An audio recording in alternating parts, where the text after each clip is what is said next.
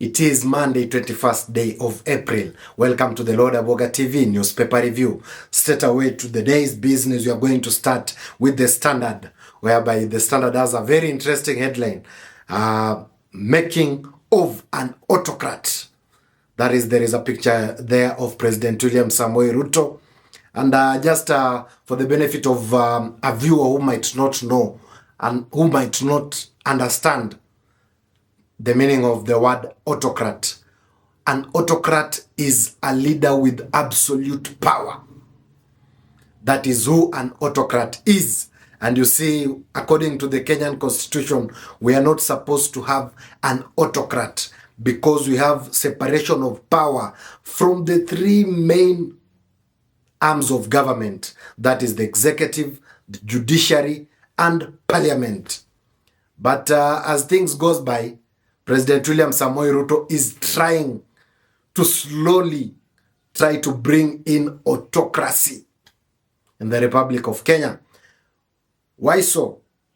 Because President William Samoei Ruto recently confirmed that he will not allow politics to be used unto students in school. We must equally protect all our children from who want to corrupt our children and teach them to hate their parents or their teachers or their leaders or their nation. We must protect our children from those ones. As you can remember, the Butere Girls play drama fiasco, whereby President William Samoei Ruto himself confirmed that he was behind these students not to perform their play at the national scenes. And mimi nashanga, you know, I remember during my days in school, we did a very tough and very harsh set book called Kifo Kisimani. It was talking about poor and bad governance. That is in reference to previous leadership of President Daniel Toroitich Arap Moi. But whichever the case, President Daniel Toroitich Arap Moi was not that tough to students. President Daniel Arap Moi, despite the fact of his totalitarian leadership, he didn't interfere with anything to do with school-going kids. But you see, President William Samoei Ruto's administration goes to an extent to tear gas students so that to instill fear unto them, so that they cannot perform their play at the national drama festivals.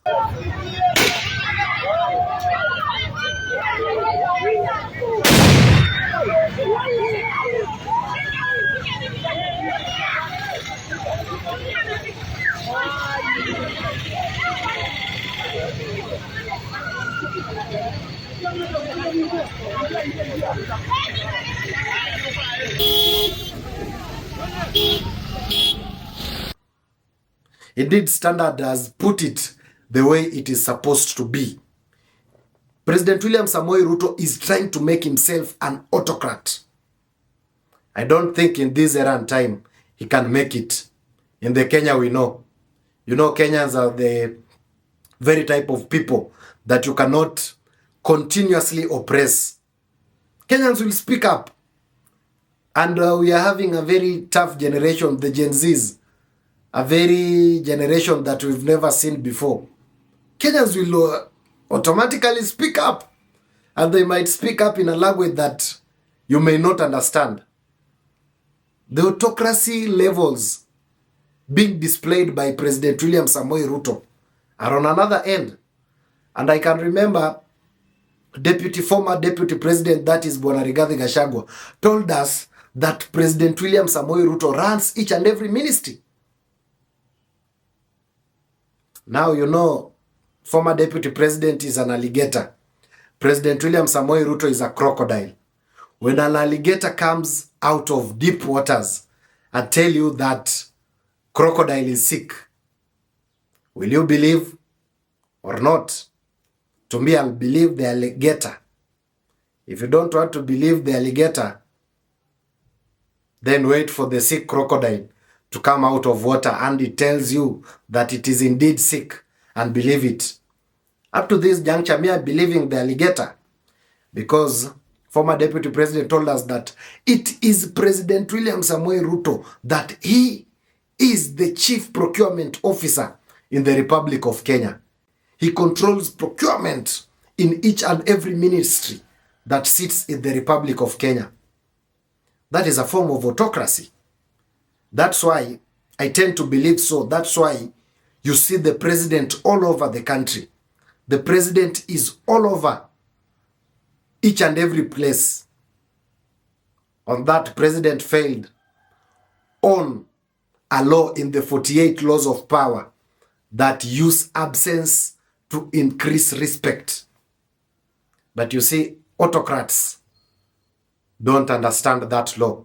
They want to be all over each and every place.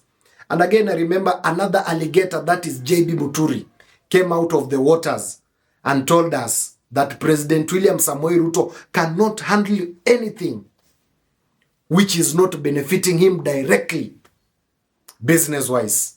Ruto, whenever he comes up with a program, it's for money making. For him, it's for money making.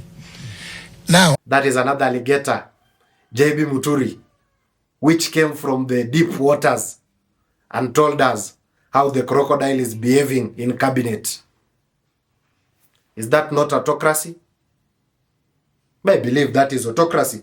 And again, you can see the Standard has highlighted abductions on those young Gen Zs who are speaking about, who are trying to perfect their art in cartoons, cartoon making, whereby they were drawing the president. Sometimes back, you saw Kibet Bull was kidnapped and taken into Communicado for some few days. That is a form of autocracy, trying to silence anyone who in one or another tries to go contrary to your views or go contrary in what you want to do.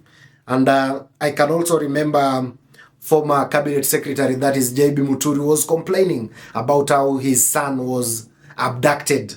You've seen before, we've had different Kenyans have been abducted, different Kenyans have been killed from the last year's, that is 2024, finance bill protests.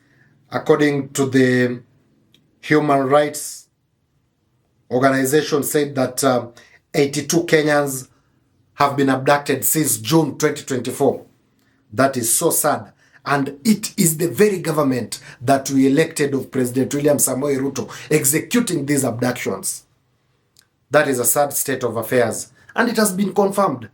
It has been confirmed by leaders who have been in the very cabinet, who are us not to believe. And I can remember, if my mind serves me right, former cabinet secretary JB Muturi was speaking this even when he was in cabinet. You can not tell me that is political when someone is speaking this out when he is still inside the very government he is working for. Indeed, as Standard has put it, making of an autocrat. But in this era and time, President William Samoei Ruto, autocracy cannot work in Kenya. You might end up leading yourself. Autocracy cannot work. Maybe we can just give you a benefit of doubt as the chief procurement officer in the nation to just do your things. But when Kenyans will be pressed on the wall, it will not work. Kenyans will absolutely speak out. Absolutely speak out and tell you off. As per the Standard, it is highlighting President William Samoei Ruto leadership style is drawing fire. Critics accuse him of muzzling dissent, intimidating opponents, and centralizing power, from tear-gassing students to veiled threats and mass church rallies. A pattern is emerging. Control of all costs.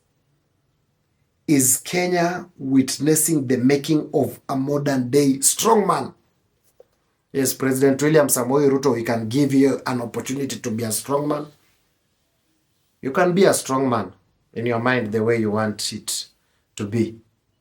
But to the people of Kenya, I don't believe if they'll give you that chance to execute your strongness unto them. As you can see, by the way, these things are they're speaking out unto themselves. You saw the other day the Chief Defense Forces officer, that is Bwana Kairiri, coming out on media to warn Kenyans against speaking negative of the president. That is the form of autocracy we are talking about. But in this era and time, I'm very sorry. I don't think it can work. And to Kenyans, again, coming onto the Daily Nation, why e-citizen deal is bad for Kenya. Those are MPs saying that.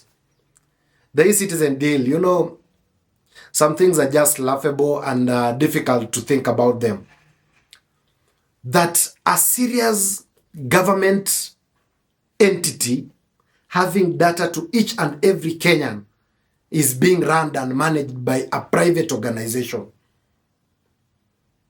That is a government entity that is holding data belonging to Kenyan people is being run by a private entity.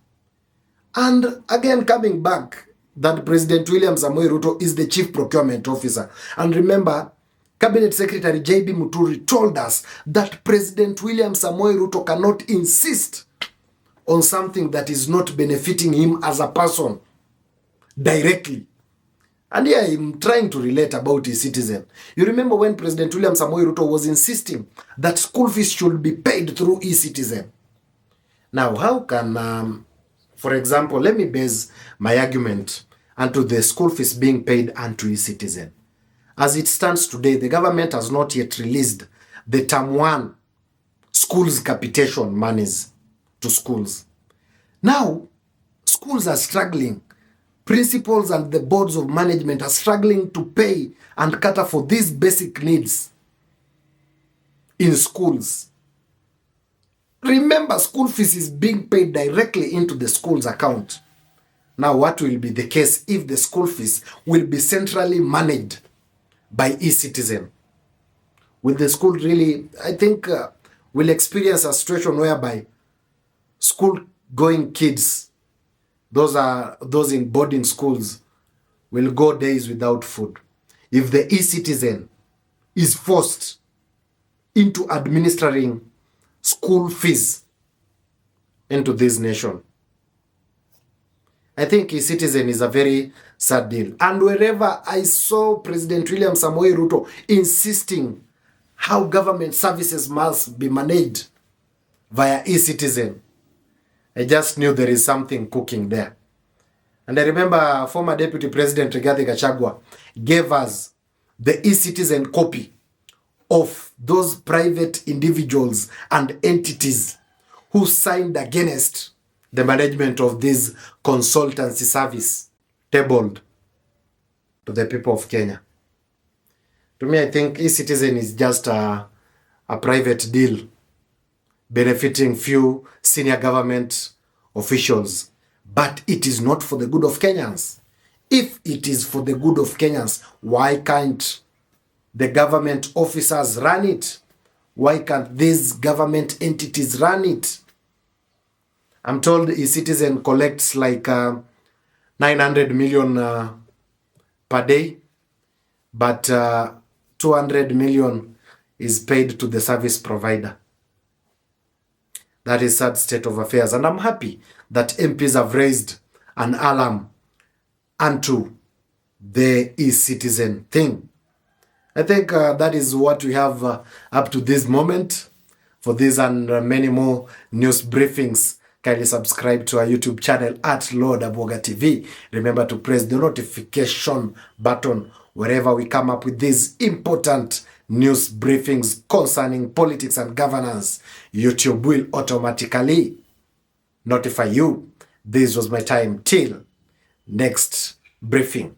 Goodbye.